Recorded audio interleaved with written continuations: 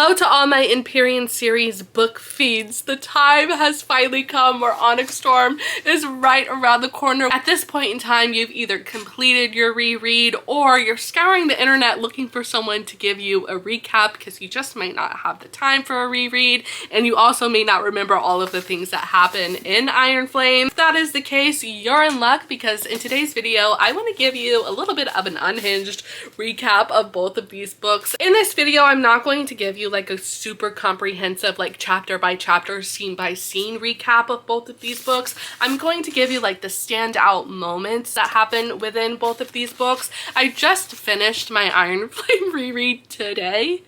Yeah, I'm feral. I'm feral for Onyx Storm. I need to know what happens, and I just don't know what could happen. What could happen? Just so we're clear, between you and me, this is going to be full of spoilers. Like, we are going into the details of this plot, although I'm not going into like the nitty gritty. We're going to do like a surface level clean, if you will. But if you don't want to know anything about this series, if you haven't read it yet, this video is not for you. And trust me, girl, if you haven't read this book yet, don't spoil it for yourself. Read the books. The books are so good, and there is no amount of recapping, reviews, talking, yapping about this book that will do its service other than the material itself. So with all that being said, let's go ahead and get into Fourth Wing. After I finished Fourth Wing for the first time, I remember giving it 5 stars, and I was also screaming when I finished this book.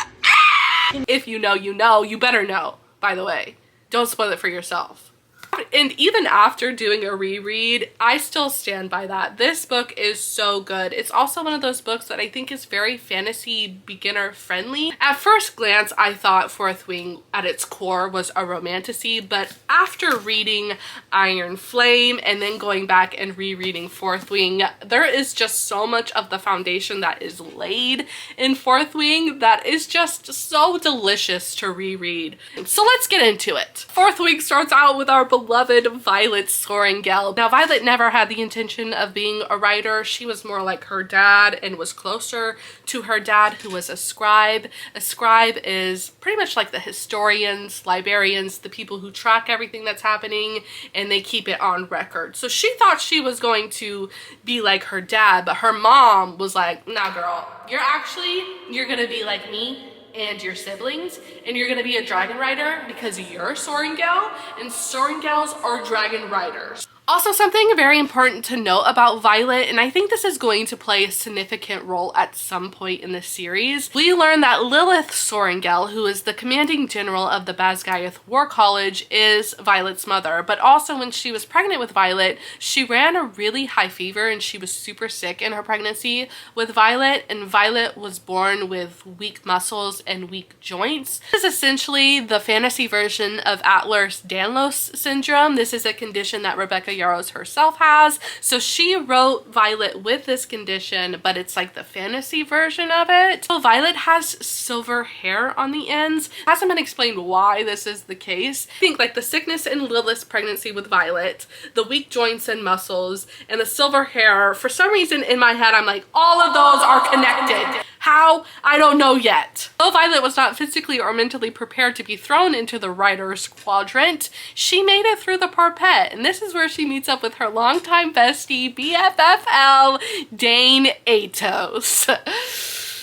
Oh, Dane Atos. Right. He is so fucking insufferable. He's so insufferable all throughout this book. At first you're like, oh, Dane, cool, Violet's friend. She kind of has a little crush on him. She kind of thought that maybe she would end up with Dane as, you know, like lovers. But the more the book goes on, the more you literally just want to punch this man in the face. Dane was very shocked to see Violet in Basgiath. He was like, Violet, you're not cut out for this. You are too weak. You're too frail. You are too fragile. You have to go be a scribe right now. And Violet's like, yeah, I know, I shouldn't be here, but I am. I made it, and maybe I can do it. Maybe I have it within me to become a writer. But all throughout the book, consistently, Dane undermines Violet in her confidence, and he thinks he knows what's best for her, and it is so infuriating, especially when you have people like Xaden. The Shadow Daddy himself, Xaden Royerson, is like society's enemy, okay? He's the son of Finn Royerson, who happened to lead the rebellion against Navarre 6 years ago, and the rebellion didn't end well. His father was executed. Now Xaden is known as like the marked one. He has like a rebellion relic marked on him to label him as like this traitor to the society of Navarre. These circumstances mean that Xaden is the natural enemy to Violet because Violet is the daughter of the commanding general of Basgiath and also happens to be the person who was in charge of the execution of Xaden's father. So, you know, there's supposed to be some underlying beef between these two people. However, Xaden is always been encouraging of Violet. He's always helped her become a better fighter, a better writer. Is he a little passive aggressive about it at times? Yes. Do we love that? Absolutely. You have this contrast between Dane, who's supposed to be her BFFL, her bestie, who is always undermining her, and then you have Xaden, who is supposed to be her enemy but is helping her become a better writer and a better fighter. On top of these two opposing forces known as Dane and Xaden, you have Violet, who is very badass. And she just might happen to be one of my favorite main female characters within a fantasy book because it's almost like all the circumstances are stacked against her, but that doesn't, like, she doesn't let that slow her down. She doesn't really like being told what to do, and she, like, in her mind has like this really strong willpower and good morals, and that really reflects in her character, and I love that. Navigating this new plot twist of being thrown into the writer's quadrant, and she's going through school, she's in her classes, she's doing great stuff. She has a lot of knowledge from, you know, growing up with her father who is a scribe, so she has more knowledge than a lot of the other students who are there. There's one class in specific called Battle Brief where there's this undertone of something is not quite right in Navarre, like the borders are constantly under attack, and Violet is really trying to piece together like what could be going on. She feels like she doesn't have all of the information, and that's right, she doesn't, because she's a first year, she's new to this. They're not going to give her all of the information all at once, but in her head she knows something's not quite right. She also makes enemies along the way purely because she's a Sorengel, and that's like a really big name, you know, commanding general, and also her sister and brother were dragon riders. You have Brennan, who R.I.P. rest his soul. And you have Mira and of course her mother, who are well-known dragon riders. And that brings us to one character in specifics, which is Jack. Ugh. Sorry, I struggle to say his name out loud because I just hate him so much. It's Jack Barlow! Oh, we hate Jack Barlow, and he hates Violet Sorengel, and it's purely from an egotistical standpoint. He wants to kill Violet, and I think it's just to inflate his ego. He wants to be that person who killed a Sorengel, and that's really all there is to the hate between Jack Barlow and Violet Sorengel. But let's get to Threshing, because this is where things start to get really exciting. This is where writers bond with dragons, or they're supposed to bond with dragons. Not every writer bonds with a dragon, not every dragon bonds with a writer, and it's purely up to the dragons. This is one of my favorite things about Fourth Wing or the Empyrean series in general, is that you have humans who are working with dragons or at the mercy of dragons, and I really just love that dynamic. It's really unique, and I haven't read a lot of fantasy books that have like humans as like the main characters in a fantasy book, but I absolutely love it, and if you have any other books like that, please recommend them to me. At Threshing, Violet is walking around and she's, you know, waiting for the right vibes, waiting for the right dragon to come up to her and like, you know, feel that connection, but it's just not happening. And then all of a sudden you hear like this little whisper coming from the distance, and guess who it is? You remember who it is? It's Jack Barlow. What is Jack Barlow doing? Oh, he has the audacity to want to kill a dragon? Yeah, there is this golden feathertail that has been spotted. Now, there's not a lot of information out on feathertails, and because Jack thought this little golden little baby small feathertail dragon wasn't a good enough dragon, too small, too fragile to be worthy of bonding with a human as if he has the say, he took it upon himself to want to kill this dragon. And Violet is like shaking in her boots. She's like, what the fuck, Jack Barlow? You can't kill dragons. Dragons are beloved. who are you to kill the dragon? And she sees the dragon. She's like, oh my god, it's a little baby, little small dragon. And then she decides she's gonna defend it. And soon she finds out that it's not just Jack Barlow, that it's 2 other of his friends, so it's 3 against 1. And Violet's like, okay, come on, little golden feather tail, like, help me fight. These people are trying to kill you. Can you, like, help fight or, like, leave? What are you doing? And the little golden feather tail's like, they start fighting. Violet's badass as always. She's really putting up a good defense. And then who shows up? Xaden and his dragon, Sigel. And Xaden's giving her pointers, you know, he can't interfere, it's against the rules, but he's like talking to her. It's not really interfering, he's just commentating, that's all he's doing. And then all of a sudden, there's this big like flap of winds, like this big gust that comes down, and who is it?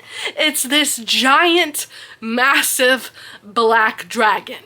Big black dragon decides to help defend this little golden feather tail, and also happens to decide to bond with Violet. We learn that this big black dragon's name is Ternan, also known as Terniac, son of the Macadamium in the Who came up with these names? Let's try again. Terniac, son of the Macadamium and the Fakaful, descendants of the cunning Duba Madine line. Do you see why we just call him Ternan? It's so much easier, okay? So she bonds with Ternan. Now the thing about Ternan is he hasn't been seen in the past 5 years. No one knew that he was wanting to bond with a writer. The last we knew from Ternan is that his previous writer has passed away. People thought that, you know, Ternan wasn't ever going to bond with another writer, because when a dragon loses its writer, it's super incredibly painful to the dragon, but when a writer loses a dragon, the writer dies. Okay, that's the balance between the bond of the two. Everyone's shocked that Violet comes back to Basgiath with the 2nd largest dragon. The largest dragon belongs to General Melgren, so this is the 2nd largest dragon. And Violet comes in there and she's like, yep, that one, haven't seen him in forever, didn't know he was bonding. Yeah, that one's mine. All Violet's confirming with the scribe, telling them that she has this dragon, his name is Ternan. She hears this little faint whisper of the cutest little dragon ever tell her her name, which is Andarna. And Violet's like, oh, what? Did I hear that? Did I hear that? I already have a dragon. That can't be right. And Ternan was like, yeah, girl, there's 2 of us actually, so make sure you tell them Andarna's name too. And everyone's shook by this, okay? Because there has never been a dragon rider with 2 dragons. No one knows what that means. But the thing about dragons and humans is humans can't tell dragons what to do. And although there's never been a rider with 2 dragons, there is now. Violet now has 2 dragons, and there's nothing anyone can say or do about it. Something important to know about Ternan is he is Sigel's mate, and Sigel is bonded to Xaden.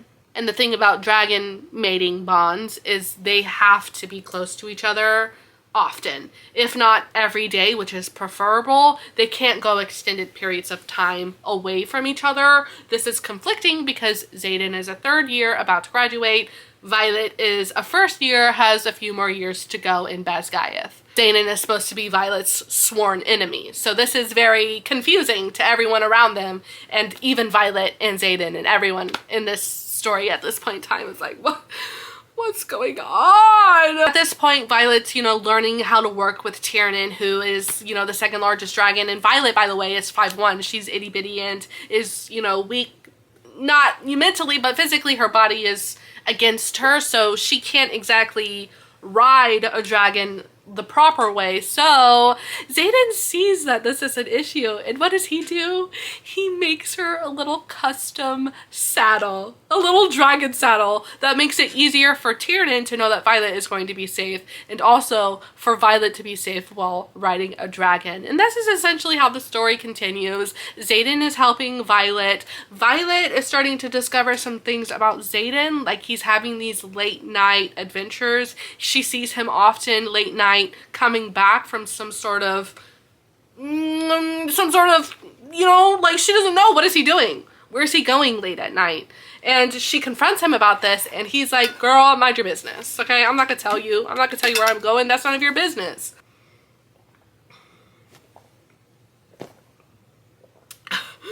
But eventually Violet finds out that Xaden is helping the people of Athbane, and that's really all she figures out. That's all she knows. She doesn't know what he's doing, but she knows he's up to something. I'm so sorry about that. Okay, you can judge me for that one. That was disgusting. What's really cool about bonding dragons, when you bond dragons, they can give you some of their like magical powers known as like a signet. And Violet gets a signet from Tiernan known as lightning wielding, which is a really rare signet. No one in Basgiath has this signet. I think it's like the first time in centuries anyone has had lightning wielding. And because Violet has 2 dragons, that must mean that she has 2 signets. What is her second signet? We don't fucking know. We don't know. Even after finishing Iron Flame, we don't know. There's probably hints of her second signet through Iron Flame. Am I able to pick up on them? No, but I do have a theory on this. We will talk about that when I get to Iron Flame. I'm getting ahead of myself. Okay, so Violet has her signet manifested, lightning wielding. She's learning how to control that, learning how to use that. She's just learning how to be a rider of a dragon. And all throughout this time, you have insufferable Dane, who's trying to protect Violet, trying to look out for Violet, but doing it in the most disgusting, just annoying way possible. And then you have Xaden, who's like really trying to like give her the tools she needs in order to survive. And he's also starting to become so worried about Violet that he makes one of his friends, Liam, like he switches him to be on Violet's crew in order to be like Xaden's extra eyes and ears. So Violet starts to get to know Liam, and through getting to know Liam, she starts to understand pieces of Xaden, and then Dane's in the background just being stupid as always. And we get to the war games, which means we're almost done talking about Fourth Wing, but there are so many important things that happen at the war games, such as Violet has discovered some of the secrets that Xaden has been up to. She kind of discovers that Xaden is low-key maybe a traitor, like he is possibly, you know, everything that everyone warned her about, like he is working on another rebellion. And this way presents itself when they get to their designated place of the war games, which is Athbane. There are griffin riders there. Griffins are known as the enemy. All throughout the battle briefs, we're learning that there's been griffin attacks on the borders. So it is taught to the people of Navarre that griffins are, you know, they're no good. We don't work with griffins. And Xaden is now talking to griffin riders as if he knows them, and they're expecting something from him. And Violet's like, what the fuck? You are a traitor. All of the rumors, everyone warning me about you, I should have listened. I believed in you. I thought you were good. I thought we were like this. I thought I could trust you. I can't trust you. I don't know nothing about you. And this is really unfortunate because at the same time Violet is like feeling like this deep betrayal from Xaden, it also happens to be that they were sent to Athbane to essentially die, because Violet wasn't supposed to be with Xaden during the war games. It was like a last minute decision that Xaden was like, actually, you're not going with Dane because we hate Dane and I need to make sure that you're safe. So you're switching from his squad to my squad during the war games because Xaden is what? Wing leader, and he has that authority to do that. So it was like this last minute thing. Violet wasn't supposed to be there, but all of the people who were sent to Athbane were supposed to die, because this is where we also learn that venin are real. Up to this point, there hasn't been a lot of information mentioned about venin, but we know that Violet's dad gave her a book called the Book of Brennan that is known as folklore. And the thing about folklore in Basgiath or in Navarre is it's kind of outlawed. Yeah, they're actually not allowed to talk about venin. It's not commonly known. It's like this made up thing that doesn't really exist. It's propaganda to talk about venin. And so when Violet sees venin, sees her wyvern flying around, all of these things are starting to click in Violet's head. And when Xaden reads the rules for his war games, it said something along the lines of, nice, good luck trying to survive. And this is where she pieces it together that Dane, her best friend BFFL, betrayed her, because Dane's signet is like, he can read your mind. If he touches you, he could read your latest memories. And he touched her one time when she just got done talking with Xaden and figured out that thing with Bane. Dane went and told his little daddy, who's one of the generals at Basgiath, and then Dane's daddy sent Xaden there during war games in order to kill him off. And Violet's piecing this together in her head, so she's like, oh my god, Xaden's a liar, Dane betrayed me, venin are real, and then she has to fight for her life because the venin are attacking. This also is where I cried when I read the book for the first time, and reading it again for the second time is equally as painful. Because during the battle with the venin, we lose Liam. Liam's dragon was attacked by a wyvern, and when a dragon dies, the rider dies, so Liam was lost in that battle, and his final words, oh, it always gets me. Whenever a fantasy book has the words, "It's been my honor," I'm out. But Violet doesn't have time to mourn, no, because she's still under attack, and she's fighting venin like head on Tyrann's back. She wins, but she was also stabbed with a very poisonous knife, and they are nowhere near a healer. And so Violet thinks, you know, it's the end for her too, and she's gonna die, and what the fuck has happened? What's going on? But then she wakes up. She wakes up and she's in this place. She doesn't know where she is, but she hears people talking. Xaden's there. This is where we learn that Violet's brother, who is supposed to be dead, died 6 years ago in like a rebellion war. So the rebellion that was led by Xaden's dad, Finn Royerson, Jesus. Brennan was supposed to be dead in that battle. And he's not dead. No, he's alive actually. He's very alive. And he's actually the person, he's a mender, so he helped heal Violet. We learned that Brennan, who we thought was dead, is no longer dead, but he is actually in charge of a new revolution. And that is quite literally how Fourth Wing ends. It's over. That's it. Can you imagine the distress I was in when this book ended and I had to wait for Iron Flame to come out? But as a reader, I low-key live for that feeling. A good, solid cliffhanger, I live for it. So this book leaves us with Violet feeling betrayed by Xaden and Dane, and she finds out that venin are real, okay? It's a lot. You might be beginning to realize that things are a little different from how they were in the last clip. Well, that's because when I was editing all of the footage together last night, all of my Iron Flame recap review was corrupted.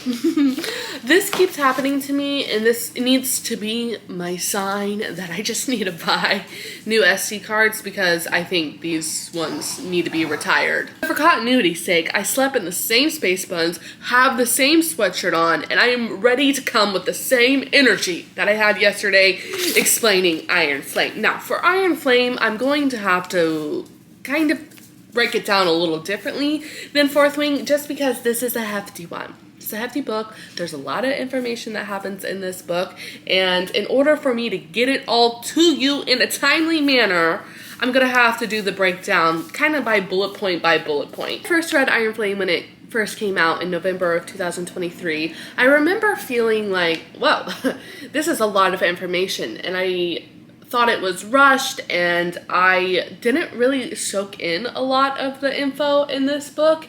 And doing a reread, I feel very differently about it. I feel like it is really beneficial if you have a chance to reread this book. If you don't, girl, that's okay. I got you covered, don't worry. So this book is divided into two parts. You have part 1 and part 2. In part 1, Violet is like coming to terms with her life is not what she thought it was, and this is on multiple levels. She figures out that a lot of people are lying to her. That includes Xaden, that includes Dane, that includes her mother, her brother. She kind of is like not trusting of anyone. Even her dragons, Tyrannn and Andarna, were keeping secrets from her, and she's feeling like, oh my god, I just want someone who is honest with me, who trusts me and believes me enough to be strong and not go crazy with this information. I just want people to be upfront and trust me, which we get get it, Violet. That's a pretty basic thing to want from the people around you. At the end of Fourth Wing, we learn that Brennan is alive and he is starting this revolution against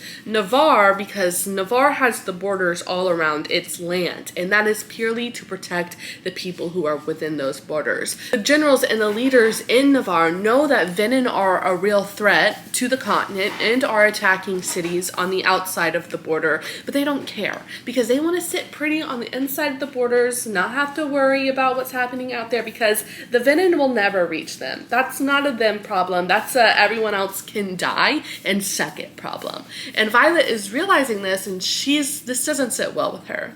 She's like, no, we have to help these people. That's like why we have dragons, to like help defend against like this evil force of energy. Violet goes back to Basgiath, and her main role in part 1 is just to collect information, and she's kind of doing this against the will of Xaden. Xaden wants her to lay low, girl, don't get yourself into trouble. But Violet's like, you expect me to just sit back and not do nothing? I have to do something. What do you mean? Violet takes it upon herself to find information about the venin and about the wards, and on top of all of this, she is struggling with, can she trust any of her teachers? Because there are these flyers that are being snuck somehow into Basgiath about warnings of attacks that are happening on the borders. Now, these are not certified letters. They are like somehow someone's leaking these letters to the students of Basgiath, and the school is labeling these as propaganda. But Violet knows that these are most likely real attacks, and how dare leadership label these things and lie straight to our face and tell us that this is propaganda when it's a real threat happening to our borders. All throughout part 1, we also have little glimpses of Xaden and Violet, my dogs.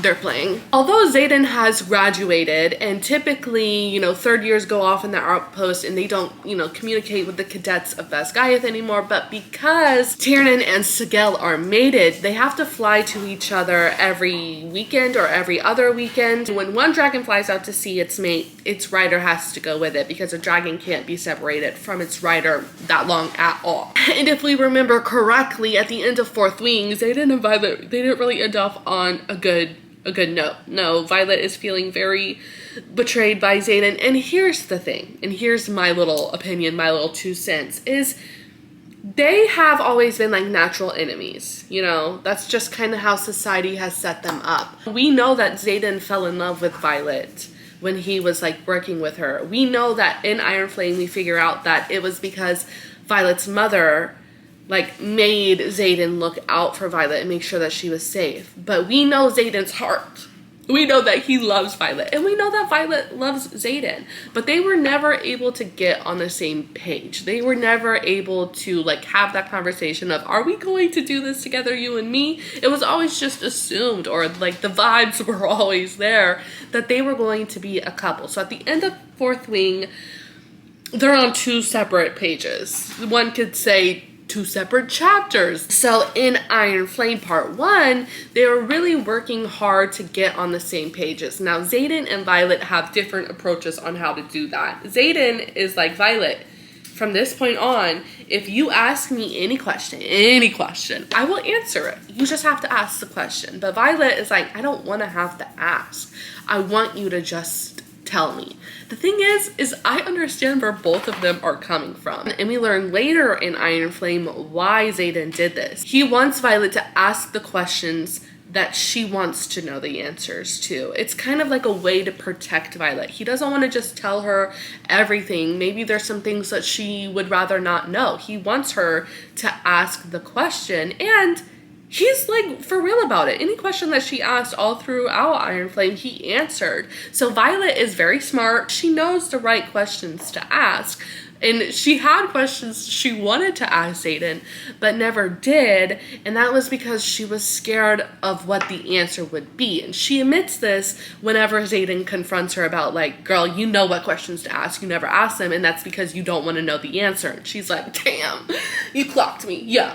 Yeah, but I'm still mad about it. But before we keep talking about Xaden and Violet, let's backtrack a little bit and talk about venin. Just to refresh your memory, if you don't know what venin are, they are soul-sucking, life-draining, energy-consuming little fox. In other words, they drain all of the energy from like the life forces around them, whether that be through the land or through the people or through any living being. They can suck that bitch dry and just consume its energy. Venin are addicted to energy. There's attacks happening all over the continent of Navarre, and these are venin attacks, and they are draining the land dry, killing thousands and thousands of people, and they are just becoming stronger and harder to kill. Speaking of how to kill a venin, you can only kill a venin 3 ways. The first way, which is, you know, the way for the general public, is with an alloy dagger. What is alloy?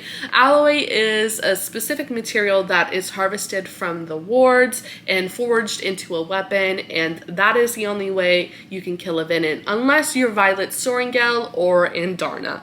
Violet can kill venin with her lightning, and Andarna can kill venin with her fire. She's the only dragon that can kill venin with her fire. We're gonna talk more about Andarna later, so hold on to that thought, store it away. You wanna know what the objective of the venins are? They just wanna take over. They wanna take over all of the land, again, because they're addicted to that energy, and there's one place that they can't get into, and that's Navarre, because of the borders. So they're trying to take down the borders. So that's why we keep having border attacks. And if the wards were to fall in Navarre, it's like game over. Violet knows this information, and no one around her knows it. None of her friends. She thinks her professors know, but no one's talking about this real threat to the continent. And Violet is trying to keep it together, but she's really not doing a good job. And she does this by distancing herself from her friends, because she cannot keep a secret from Rhiannon and Sawyer and Riddick. She's just distanced herself. And what's interesting to know about why she's distancing herself is because she doesn't want to put them in danger with the information that she knows, which is exactly what Xaden was doing to Violet. So Violet is doing to her friends what she was mad at Xaden for. When she comes to that moment where she can't keep the secret no more, and she really feels like she has to tell her friends about the venin, she tells them, and they're like, oh, well, yeah, that's a pretty hefty secret. And she's like, it's okay, guys, you could be mad at me. I understand if you're mad at me. And they're like, no, girl, we're not mad. We get it. We wish you would have told us, but we're not mad. You told us now. And I'm like, Violet, girl, you see that? You see how easy that was? There's 2 more things to touch on about part 1 of Iron Flame. The first one is there's this stupid, dumb person named Varish. Varish, for some reason, has it out for Violet. It's not for some reason. He wants to know more information about Andarna. He is like demanding Andarna show up to training so they can get more information on Feathertails. Again, there's not a lot of information on Feathertails. They haven't seen a Feathertail in a really long time, and now they have Andarna. But we discover in 4th Wing, Feathertails are actually baby dragons, and they don't ever bond with humans because they are children, they're babies.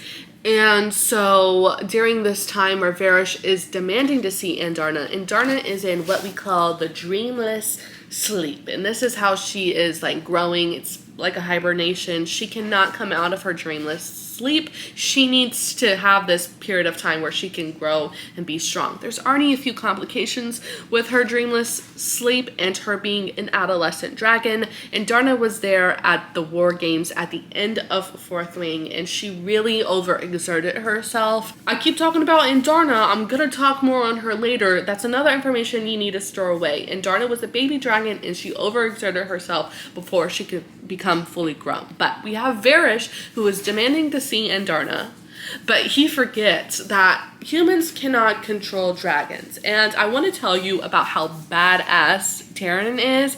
I mean, you know that, right? You know that. There's one moment where I was clapping, cheering, rooting on Taryn, and that's when he was punishing Violet because Andarna wasn't showing up to like training practices, and Taryn was like fed up with it. He was like, you cannot control dragons. And Varish was like, yeah, I can't control dragons, but I can control Violet, and if she doesn't want to produce her dragon, I'm gonna punish Violet for it. And that wasn't gonna sit well with Taryn, so he went and attacked Varish's dragon Soulless and demanded that Varish apologize, and he did. Varish was shaking in his boot. Sig, Varys did apologize to Violet in that moment and stopped demanding to see Andarna, but he still had it out for Violet, and he did end up kidnapping her and torturing her. Before we get to that part, I have to backtrack a little bit, and this is my bad, something I forgot to tell you in Fourth Wing. You know Jack Barlow, the one who had it out for Violet, the one who was trying to kill Andarna? Yeah, Violet actually killed him in Fourth Wing. How did I forget to tell you that? Girl, I don't know. She killed him in Fourth Wing. She like struck him with lightning on a cliff. He came tumbling down, all the rocks on top. R.I.P. Jack Barlow. Or so we thought. So we thought. There's a moment in Iron Flame where we learn that Jack Barlow was mended back together and that he's not dead. He's alive. And that's all there is to say about that in this moment. We have to move back to where Varys kidnapped Violet and was demanding to know more information about what she saw at War Games. Varys was just an asshole and had it out for Violet, and he kidnapped her and tortured her for days. And remember, Tyrion has to fly out to see Sigale every weekend. While Violet was in this interrogation room, she was given this elixir that, you know, distanced all of her bonds between her dragon and Xaden, so no one could figure out where she was. See, there's just so much information to break down of what happens in Iron Flame, because who was brought into this interrogation room? It's Dane Atos, and I haven't talked about him this whole time, and that's really because he hasn't been a relevant role, okay? Violet is really mad at him. She like doesn't talk to him, doesn't look at him, is aware of his presence, but like wants him to stay the fuck away. And this is the moment where Dane Atos comes in and Varys is like, Dane, he's a goody two shoes, read her memories, read them. And Dane's like, what? What's going on? And he sees Violet like beaten, bruised, like barely clinging to life, and he's like, what? What's going on? What's happening here? At the same time that Dane is brought into the picture, there's a little bit of chaos happening in Basgiath. And that would be Xaden. Yeah. Xaden has went AWOL. He has completely abandoned his post. He's like, I'm not doing this shit. Where is Violet? Where is she? And he has like tracked her down. He's hunted for her, and he's like killing people. People who's trying to like hold him back to get to Violet, he's like he finds her in the room with Varys and Dane, and he's looking at her all beaten and bruised, and he's like, you know, it's like he's simmering, he's about to explode. Long story short, Varys is killed, unalived, and this is the moment that is really pivotal in Iron Flame, because Violet and Xaden decide that they don't want to be secret about this revolution anymore, which is a bold move. I feel like they are running out of time against the venin, and they cannot be low-key about it anymore. They have to be like super proactive in fighting the venin. So Violet and Xaden decide to make a big announcement to the people of Basgiath and let them know that venin are real and we are under attack. Not like directly, but we will be soon. You know, we have to prepare for this. And gave it up to the students to make a choice. You can follow us, or you can stay here. Whatever you choose, it's up to you, but we're definitely leaving. And so half of the people of Basgiath follow them, and also so does Dane. This is where I wouldn't be mad at a Dane redemption arc. Did I find him absolutely insufferable in Fourth Wing? Yes, I hated him. I hated him so much in Fourth Wing. Do I think he has room to grow and learn from his mistakes? Yes, and a big like moment for this is him choosing to join a revolution. Like, that's huge for Dane. Someone who like lives and breathes the codex. He's following a revolution because Violet says so. And he trusts Violet. And if Violet feels very strongly about something, it must be true. Which leads us directly into part 2. Okay, standout bullet point moments in part 2. At the Revolution House, or also known as the Royerson House, so Xaden comes from like a prominent family. He has this big ass house, so he takes all of the riders and cadets there, and this is going to be their home base. While they're there, they discover that they need their own luminary, which is essentially this big giant object that helps direct heat into into the alloy in order to be able to smelt it down and forge it into weapons. So they need this. And there is someone named Takaris who has a luminary. But before he gives his luminary to the revolution, he wants to see Violet's powers because there hasn't been a lightning wielder in a really long time, and he just wants to witness the, kapow that Violet has to offer. But if you remember, when she was trying to show her powers to get the luminary, a venin pops out. You guys can just give me cuddles. Yes. So Violet had to kill the venin. She did this alongside Myra and Brennan, her two siblings. This is where we learn that a city of Pommel has fallen, and this has killed thousands of people. It's fallen to venin. And this is where the Griffins and their flyers, they have their own school. So you have Basgiath for dragon and riders, and then you have another school for Griffin and their flyers, and they no longer have any place to go. So Takaris was like, yeah, I'll give you my luminary, but also you have to take all of these Griffins and their flyers and teach them the same way that you're teaching all of these cadets. And the thing about Griffins and dragons, they don't really get along. No, dragons think they're better than Griffins. Griffins think they're better than dragons. Dragons are better, obviously. So this is where the two forces merge. There's lots of hiccups along the way because flyers and riders don't get along. Again, it's just one of those egotistical battles, but they're learning to be on the same page because if they don't, the venin are just gonna kill them all. Also in part 2, we learn about runes. Runes make me think of like Doctor Strange, how he's just, piecing together shit in the air and like, That's what runes remind me of. Essentially, it's just a rider or a flyer can harvest the energy that they are given from the dragon or their griffin and manipulate it in a way, put it in an object and have a rune. So they can there's different formulas, there's different runes, there's hearing enhancement rune, there's a tracker rune, there's an unlocking rune. Don't forget that Violet is still trying to figure out how to get the wards up and running. The Rogerson house is based in Artea. I feel like I'm saying that wrong, but there's a ward stone there. And if Violet can get it up and running, then she can protect all of these people while they're trying to figure out on how to defeat the venin. So she's still trying to translate all of these journals, figure out what's happening. At one point, she thought she had the correct translation, and she thought she needed 6 of the most powerful writers' blood, but that didn't work because it wasn't the correct translation. Venin are moving in on them, and they really feel like they're running out of time. They really have no idea what they're going to do, and it really feels like this could be the end for civilization as they know it. Let's talk more about Andarna. I love Andarna. I really love all the dragons, especially Tiernan and Andarna, and that's probably just because we can hear what they're thinking and their thoughts. I love the baby Andarna, I love teenage Andarna, and I love grown adult Andarna. Remember earlier where I was telling you that dragons have to enter a dreamless sleep, and that before Andarna could do that, she exerted too much energy? Well, when she came out of her dreamless sleep, she had some complications. She has some issues with her wings, and she doesn't really fly that well. The Imperium, dragon kind, thinks this is because, Andarna is doing things that Feathertails shouldn't be doing. She's bonded a rider.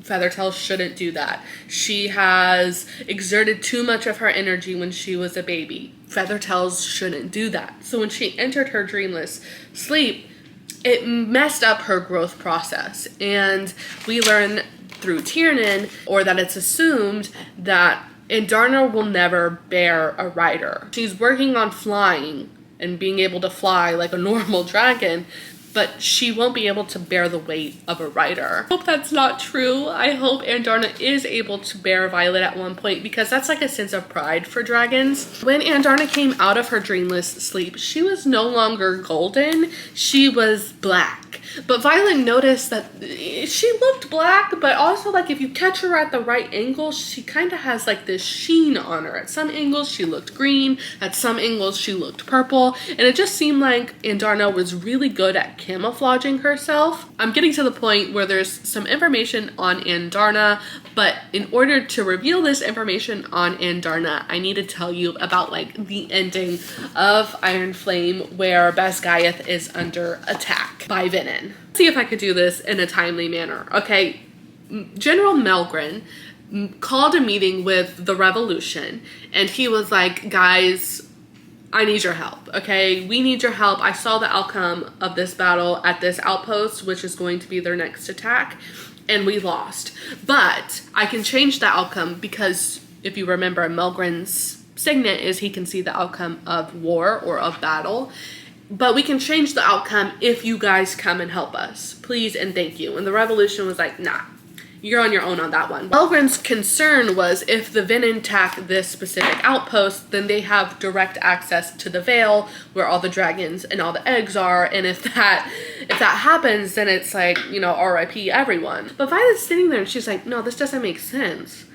If they attack this outpost, you know, they're still hours away from the Veil. They wouldn't attack there. And then she has this epiphany that that's all a facade.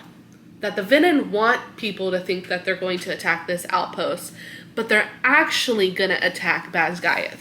So if the venin make people believe they're going to attack this specific outpost, you know, they put all of the war efforts there and leave Basgiath unguarded. Violet's like, yeah, that's going to be a problem. Let's fly to Basgiath. When they get there, you know, Violet is telling her mom, like, they are going to take down the wards. And Lilith Sorrengail, Violet's mom, is like, no, they're not, Violet. You're just, what are you yapping about? And then they go down to where the wardstone is, and who do we see there? Who do we see? We see Jack Barlow. And he is unhinged. He is unhinged as ever. And this is where we learn that Jack Barlow, he's alive again. He was dead. He was alive again. But he's actually also venin. Yeah.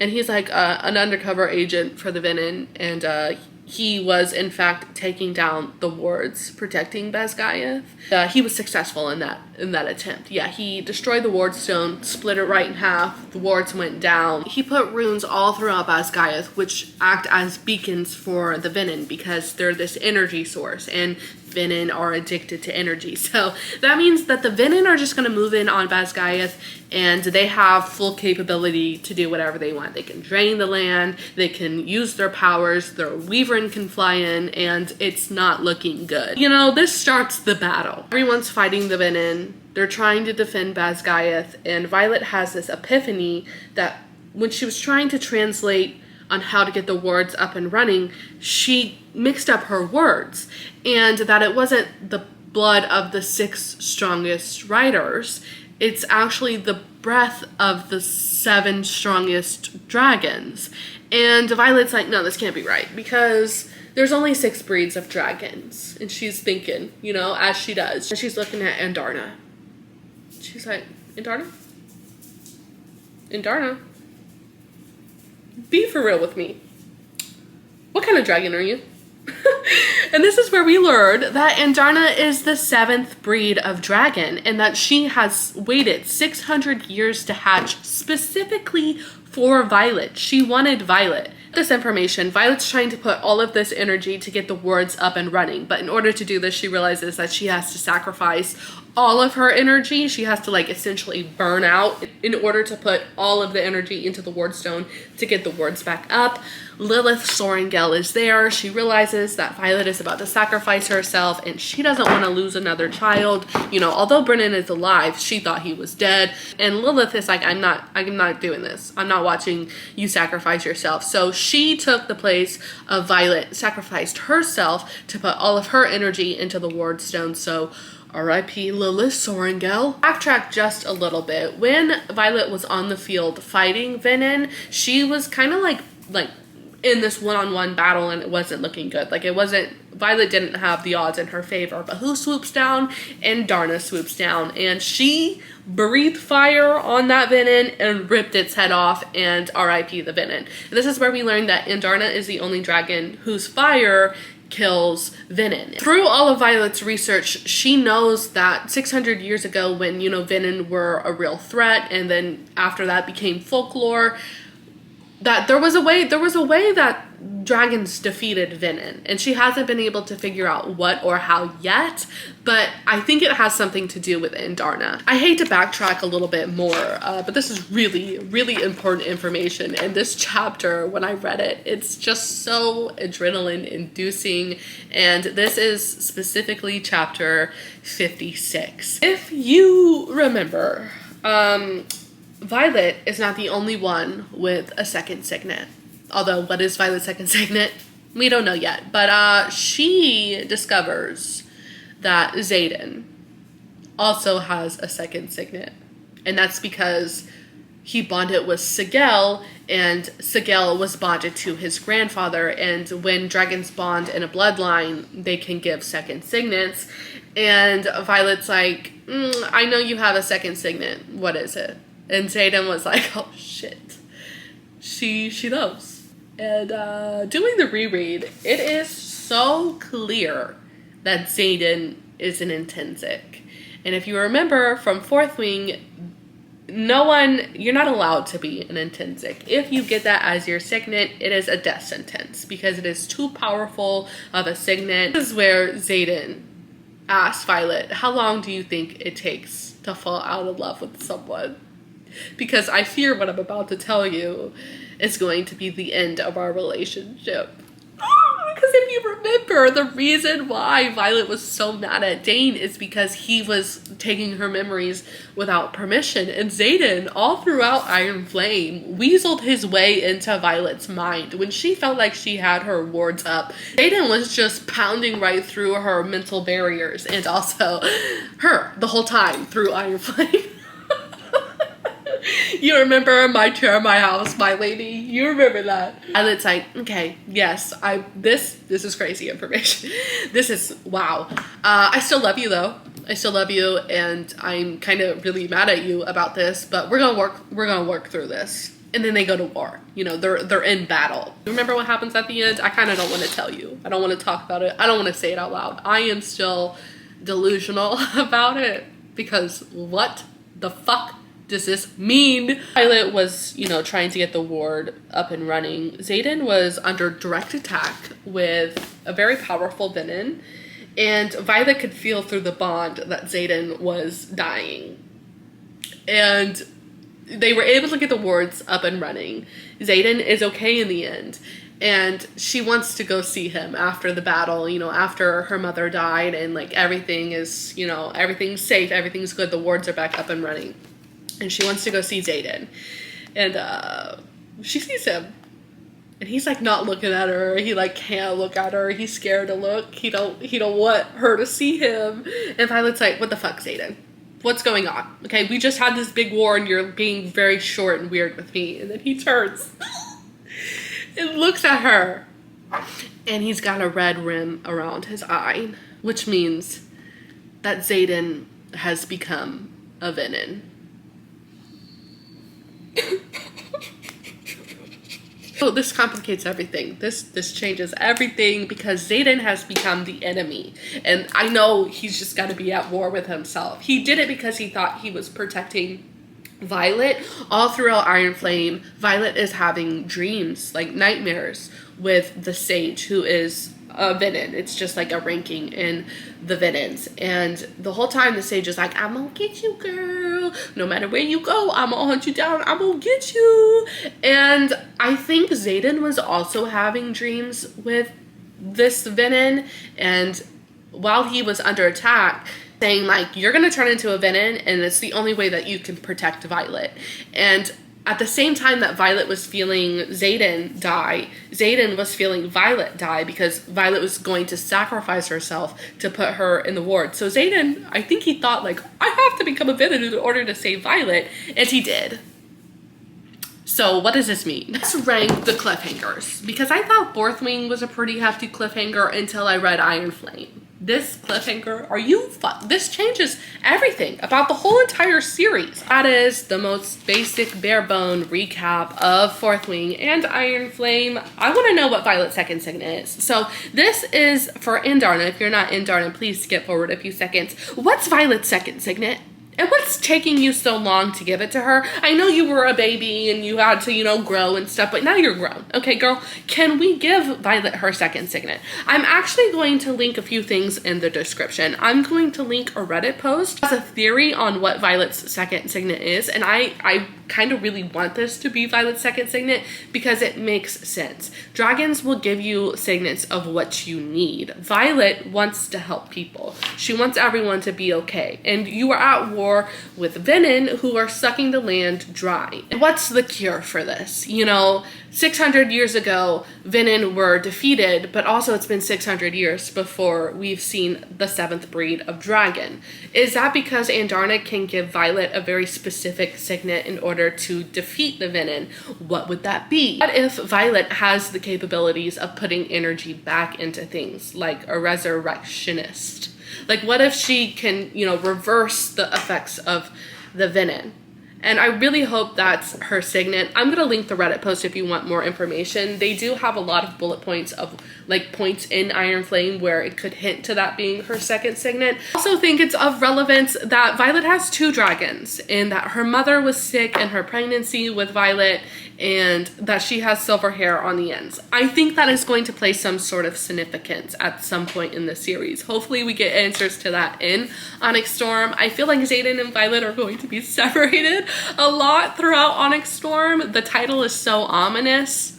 Onyx Storm. I don't like that. I'm also going to link a video of the Fantasy Fangirls podcast of them specifically talking about venin. I think it's worth it to watch. It's maybe like 10 minutes long just to give you like all of the information. The way that the Fantasy Fangirl podcast like pieces together all of the information, it makes me feel dumb.